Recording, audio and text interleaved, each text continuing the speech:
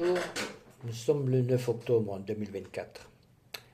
Nous vivons un moment exceptionnel de l'histoire de l'humanité, mais peu de personnes en sont conscientes. Il se passe des événements très importants aux USA, et ceux-ci vont se répercuter dans le monde entier avant la fin de l'année.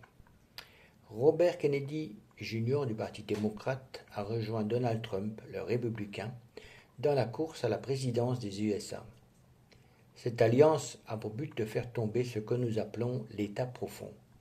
Mais c'est quoi l'État profond? C'est ce que nous allons découvrir.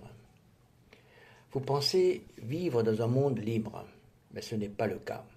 Tous les ans, des organisations mondialistes comme le WEF, Bilderberg et la fameuse Cabale se réunissent et fixent leurs objectifs. Ils nous réduisent, tels des animaux, petit à petit en esclavage. Comment? Ils utilisent 7 leviers principaux. Le premier, c'est la santé. Robert Kennedy et des médecins honnêtes vont révéler ce que les complotistes vous disent depuis des décennies. L'industrie pharmaceutique ne veut pas notre bien. Bien au contraire, ils veulent des gens malades pour augmenter les bénéfices. Aux USA, les enfants survaccinés sont maintenant malades tôt et de ce fait clients de Big Pharma pour des décennies. Évidemment, la malbouffe n'arrange rien. Les chemtrails. Depuis quelques mois, certains pays reconnaissent finalement l'utilisation de produits chimiques pour manipuler le climat. Mais les retombées de ces produits nous empoisonnent. Et ici encore, les complotistes avaient raison. Et je pense à Claire Sévrac, qui a payé de sa vie la divulgation d'informations à ce sujet. L'industrie militaire. Troisième levier. Cette industrie a besoin de guerre, d'ennemis réels ou supposés, pour obtenir des commandes et engranger de l'argent. Rappelez-vous ce chiffre, 675 milliards de dollars, c'est le coût de la guerre du Vietnam. Cet argent a été pris dans la poche des contribuables américains. Imaginez ce que les Américains auraient pu faire avec cette montagne d'argent. En France, nous sommes deuxième exportateur d'armes. Et ce n'est pas une fierté. Nous vendons, mais nous avons tué, nous continuons de tuer des milliers d'humains. Pour qui? Pourquoi? Où va réellement l'argent, par exemple, que Macron envoie à l'Ukraine? Nous savons que la CIA a organisé plus de 80 coups d'État depuis la fin de la Deuxième Guerre mondiale. Dans quel but? En 4, on a les médias. L'achat de tous les médias par des milliardaires n'est pas anodin. Les médias ont 3 missions. Mentir, divertir et surtout endormir. Plus de lecture, moins d'échanges. On reste chez soi devant la télé. En 5, vous avez les inventions. Combien d'inventeurs, notamment dans le domaine énergétique, ont été suicidés et leurs travaux détruits dans le but de préserver l'intérêt de grandes entreprises?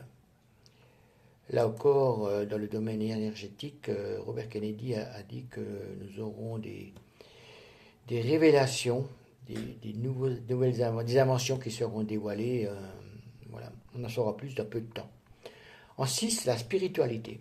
La France, pays catholique, est devenue athée. À qui la faute? Quel était le message de cette Église pendant des siècles? A-t-elle incité à la paix? A-t-elle enseigné l'amour à ses disciples? Quelle nourriture spirituelle donne-t-elle? Et comment explique-t-elle les guerres en Europe chrétienne, les colonisations sanguinaires? Il y a pourtant des religions chrétiennes qui refusent de prendre des armes, mais elles sont dénigrées. On devrait peut-être au moins se poser des questions sur ce sujet. Est-ce que vous pourriez imaginer, par exemple, Jésus travaillant pour l'industrie de l'armement? En 7, l'infiltration.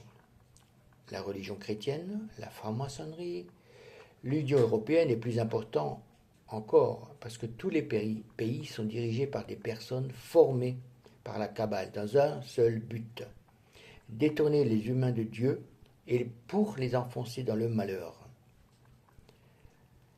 Donc, avec la manipulation de ces 7 éléments, de ces principaux éléments, nous sommes maintenus en esclavage. Vous comprenez donc que c'est l'état profond qui dirige le monde. Donald Trump nous dit depuis des mois « Je vais drainer le marécage ».